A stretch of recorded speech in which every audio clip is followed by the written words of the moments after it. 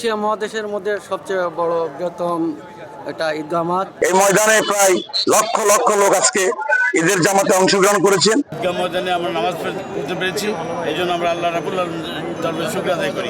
আমাদের সবারই গুনাহগুলো ক্ষমা করে দিয়ে জাহান্নাম থেকে মুক্তি দান করুন।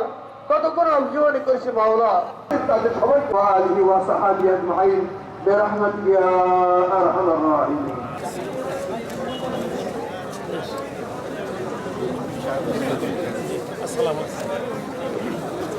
এই ময়দানে প্রায় লক্ষ লক্ষ লোক আজকে ঈদের জামাতে অংশগ্রহণ করেছেন।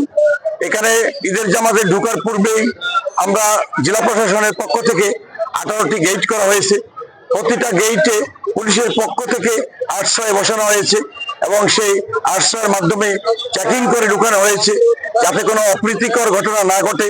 আমি সকল মুসলিম উম্মাহকে ঈদের শুভেচ্ছা জানাই।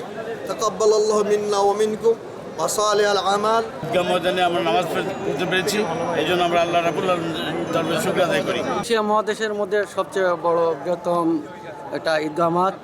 যে এখানে নামাজ পড়তে এই জন্য আসছি যে আল্লাহ তাআলা যেন আমাদের সকলকে যেন হেফাজতে রাখে, আল্লাহ পাক যেন ভেস্ত নসিব করে। এখানে আসছি আমার অনেক ভালো লাগতেছে যে পানি আমরা আশা করছিলাম যে আসতে পারবো কিনা, আবারও পানি যেতে হচ্ছে, তারপরও আসতে পারছি আলহামদুলিল্লাহ। ঐতিহ্যবাহী দিনাজপুর গড়া শহীদ ময়দানের আজকে অনেক মানুষ হওয়ার কথা ছিল, বৃষ্টি বিঘ্নিত কারণে অনেক লোক কম হয়েছে, তারপর আমরা অনেক আনন্দিত। আমরা যে এই ঈদগাহ ময়দানে আমরা নামাজ পড়তে পেরেছি, এই জন্য আমরা আল্লাহ রাব্বুল আলামিনের দরবারে শুকরিয়া আদায় করি।